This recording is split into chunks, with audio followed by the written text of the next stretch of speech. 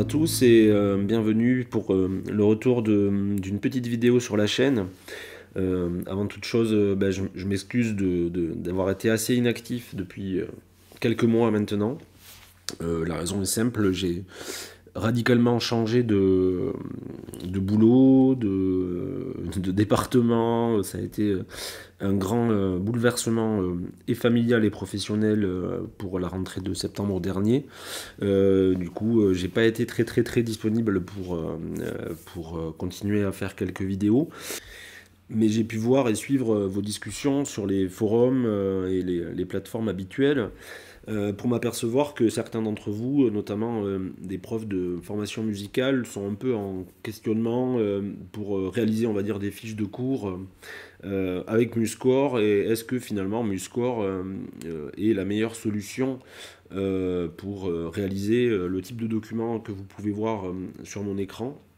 Alors, il y a plusieurs avis qui s'affrontent ici. Moi, je détiens sûrement pas la réalité du truc. La seule chose que j'essaye de partager avec vous, c'est que quand on prépare des cours, ce qu'on veut, c'est être efficace, pas passer des heures et des heures à essayer de tordre le cou à un logiciel qui peut-être n'est pas non plus prévu pour ce type de manipulation. Je vais donner un exemple. Si demain tu dois réaliser un flyer pour une campagne de pub ou je ne sais quoi, peut-être le texte, tu vas le saisir dans Word pour faire de la saisie, mais le montage final, tu vas passer par Publisher ou Affinity ou je sais pas quoi. Ce qui veut dire que chaque logiciel, au final, il a une utilité première. MuseScore, son utilité première, c'est de saisir de la musique. Après, si tu veux aller un peu plus loin en utilisation graphique, on va dire, ben, tu vas toujours être en train d'aller bidouiller, trouver des solutions pour faire des choses que peut-être le logiciel, à la base, comme les autres éditeurs de partitions, hein, Sibelius et Final vont pas faire beaucoup mieux à ce niveau-là. Il va falloir toujours aller trouver, en fait, à forcer une fonction qui à la base n'est pas prévue pour. Et du coup, moi, je suis parti d'une autre idée, c'est que en fait, MuseScore me sert à saisir ce que j'ai envie de saisir. Pour être très honnête, j'utilise plutôt Final à la base, mais ici, l'objet pour vous, c'est de partager une solution gratuite. Et je vais aller en fait associer son utilisation à une autre solution totalement gratuite, qui est un logiciel qui s'appelle Canva, qui n'est même pas un logiciel d'ailleurs, c'est une solution gratuite en ligne. Enfin, c'est pas tout gratuit. Canva, il y a plusieurs, comme MuseScore, plusieurs seuils. Tu as une version gratuite où tu peux faire déjà des milliards de trucs. Dans cette version gratuite, tu peux acheter des petites choses quand tu as besoin de choses supplémentaires. Et si jamais tu utilises tous les jours Canva et que tu te rends compte que c'est quelque chose qui t'est vraiment très utile, tu peux payer un abonnement. Là, j'ai pas les prix en tête, tu pourras trouver ça en fouillant un petit peu, où tu débloques en fait toutes les fonctionnalités graphiques à l'intérieur et tu peux faire des milliards de trucs. Moi, pour être très honnête, j'utilise Canva pas tous les jours, mais au moins 2-3 fois par semaine pour faire plein de trucs, pas forcément des fiches de cours. J'ai pas acheté la version.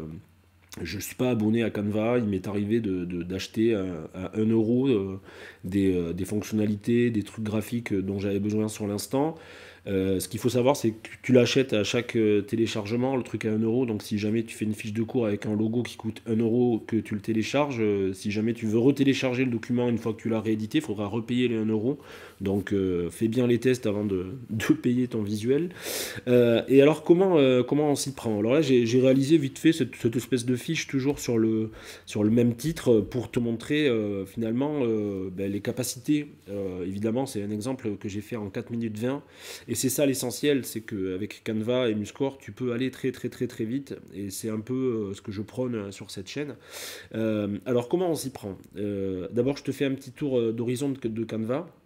Donc Canva, tu vois, tu vas sur canva.com, tu vas devoir t'inscrire, rentrer tes identifiants, et tu vas arriver sur une interface qui ressemble un petit peu à ça, mais qui ressemble tout simplement, si tu vas sur l'accueil, plutôt à ce type de truc. Donc là, tu vas voir un petit peu toutes mes collections, et c'est pas bien grave. Et donc en fait, Canva, c'est une solution qui va te permettre de créer du design. Et alors quel type de design? De la présentation, publication Instagram, des logos, des documents A4, c'est un peu ce qui nous intéresse ici, des CV, des affiches, des stories, c'est pensé vraiment pour tout. Et ce qui est très très bien, c'est que si tu veux utiliser ça pour manager des réseaux sociaux par exemple, ben, on va dire les tailles de tout ce qu'il te faut sont déjà adaptées au réseau social qui t'intéresse. Si tu veux faire un bandeau Facebook, il sera à la bonne taille. Si tu veux faire une story Instagram, ce sera à la bonne taille. Si tu veux faire une publication Instagram, ce sera à la bonne taille. Si tu veux faire une affiche, tu vas dans les affiches et tu vas avoir en fait d'ores et déjà toute une panoplie, en fait, une palanquée de presets. Donc ça rame un petit peu là. Par exemple, tu vois, j'adore cette affiche.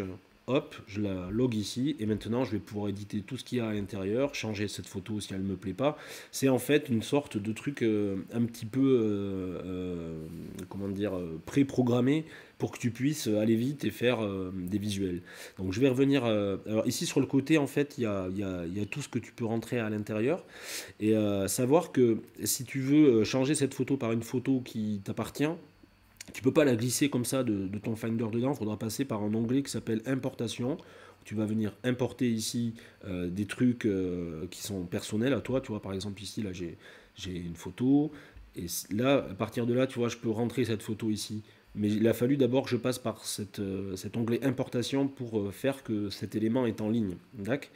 Alors, je reviens donc dans mes choses à moi pour te remontrer mon fameux design.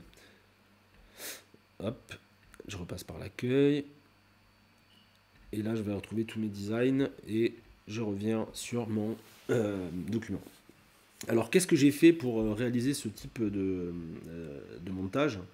Eh bien, tout simplement, j'ai considéré que tout ce qui est texte, qui n'est pas de la musique, Canva le gère très très bien. Et donc, j'ai décidé dans Muscore de ne surtout pas me prendre la tête avec des mises en page, des choses à étirer et ce type de truc. Et donc je vais aller dans Muscore et je vais te montrer quelle est ma stratégie pour réaliser ça. Rappelle-toi de mon texte qui est souvent venu là. Tu vois, j'ai ici le texte intégral. Et de ce texte intégral, je te montre pas cette bidouille parce que je l'ai déjà monté dans d'autres tutos et il suffit que tu remontes dans une autre vidéo. Mais j'ai extrait en fait les éléments rythmiques, tu vois. Donc j'ai fait un copier-coller de la mélodie, je l'ai passé sur une note, j'ai viré les lignes et j'ai masqué les éléments dont j'ai pas besoin. Ici, tu vois, je veux donner à l'élève déjà la solution, donc le rythme au-dessus mais complètement pas intéressant. Et tu vois, c'est ce que j'ai fait là en fait. Hein. C'est deux lignes avec exactement le même rythme.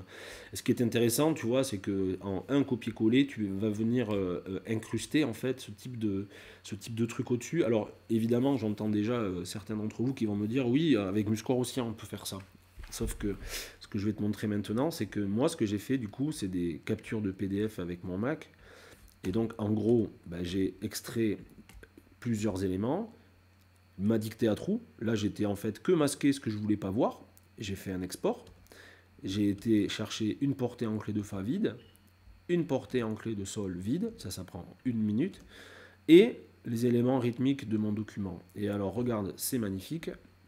Quand tu prends ces 4 éléments et que tu les importes dans Canva, je reviens dans Canva, il y en a un peu partout, je suis désolé, c'est dimanche matin en plus, et bien, si je zoome ici à l'intérieur, tout est éditable. C'est-à-dire que là, en fait, cette double portée là, elle est complètement scindée, et je vais pouvoir en fait vraiment faire une mise en page spécifique pour avoir quelque chose vraiment de nickel, nickel. Et tu vois que ce qui est bien avec Canva, c'est que si tu décales des éléments, il va te forcer un petit peu les alignements et t'indiquer si tu es bien aligné avec les autres éléments de ta page. Alors tu vois, c'est vraiment top top parce que si tu avais envie de mettre ça là, je sais pas pourquoi, tu vois, tu vas pouvoir le faire.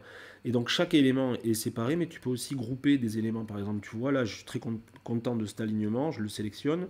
Je prends l'autre qui est aussi, je fais une double sélection là. Si tu fais un clic droit et que tu fais grouper, hop, à partir de maintenant, il va considérer que ça, c'est un élément seul. Tu pourras évidemment dégrouper derrière et ça va te permettre de faire tout plein d'alignements.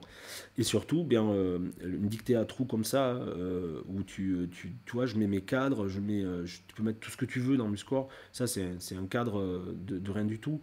On a déjà posé la même problématique avec j'ai rentré mes accords dans Muscore et j'ai envie pourquoi pas, alors là évidemment je suis passé derrière et j'ai groupé, j'ai envie tu vois de mettre un peu de couleur et de lumière sur je sais pas quoi.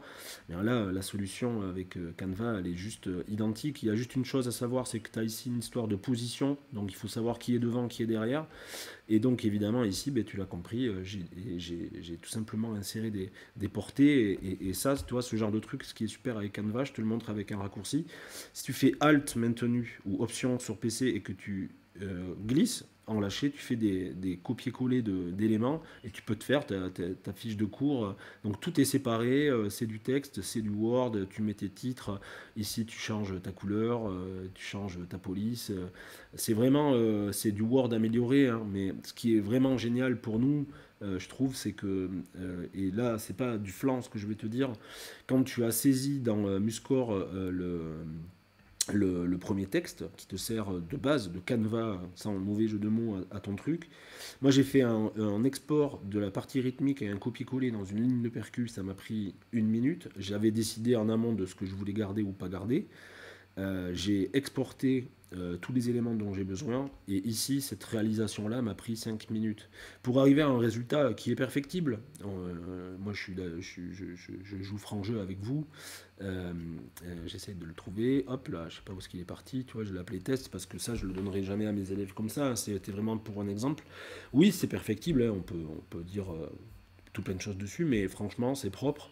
Et je me pose la question, est-ce qu'avec Muscore, sans y passer la journée, à essayer de toujours trouver une bidouille, on arrive à faire ce type de réalisation.